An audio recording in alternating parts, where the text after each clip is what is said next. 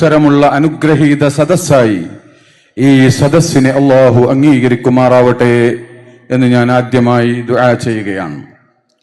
സമസ്ത കേരള ജംഇയ്യത്തുൽ ഉലമ കൂടുതൽ കൂടുതൽ പരീക്ഷണങ്ങൾക്ക് വിധേയമാകും തോറും അത് കൂടുതൽ ശക്തിയാർജിക്കുകയും കൂടുതൽ സ്ഫുടം ചെയ്തെടുക്കപ്പെടുകയും അതിന്റെ ശക്തിയും ഊർജവും ആർജവും വർദ്ധിച്ചു വരികയും അതിന്റെ യൗവനം പൂർവോപരി ശക്തമായി വളരുകയുമാണെന്ന് ലോകത്തെ ബോധ്യപ്പെടുത്തിക്കൊണ്ട് കണ്ണുള്ളവർക്ക് മുഴുവനും കാണാൻ അവസരം നൽകിക്കൊണ്ടാണ് ഈ കുനിയയിൽ ഈ മഹാസാഗരം സുന്നത്ത് ജമാഅത്തിന്റെ മക്കൾ തീർത്തിട്ടുള്ളത് എന്ന് ഞാൻ ആദ്യമായി ഓർമ്മപ്പെടുത്തുകയാണ്.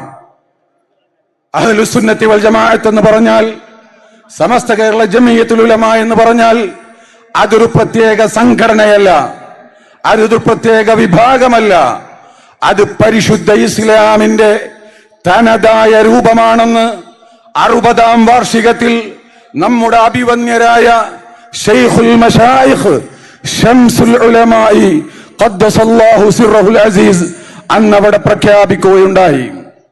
പരിശുദ്ധ ഇസ്ലാമിന്റെ തനതായ രൂപത്തെ സമൂഹത്തിന് കൃത്യമായി കാണിച്ചു കൊടുക്കുവാനും അതിനെതിരിൽ വരുന്ന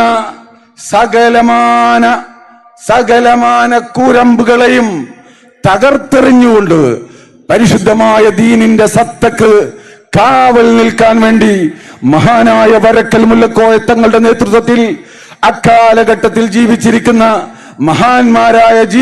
മഹാന്മാരായ സാദാത്യങ്ങളും ആരിഫീങ്ങളുമായ പണ്ഡിതന്മാർ സമൂഹത്തിന് സമർപ്പിച്ച മഹത്തായ ഒരു കോട്ടയാണ്, ഈമാനിന്റെ കോട്ടയാണ് സമസ്ത കേരള ജംഇയ്യത്തുൽ ഉലമ.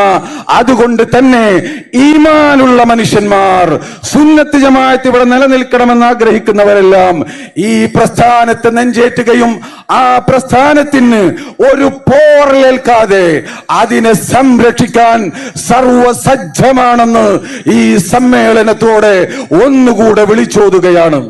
എന്റെ പ്രിയമുള്ള സഹോദരൻ,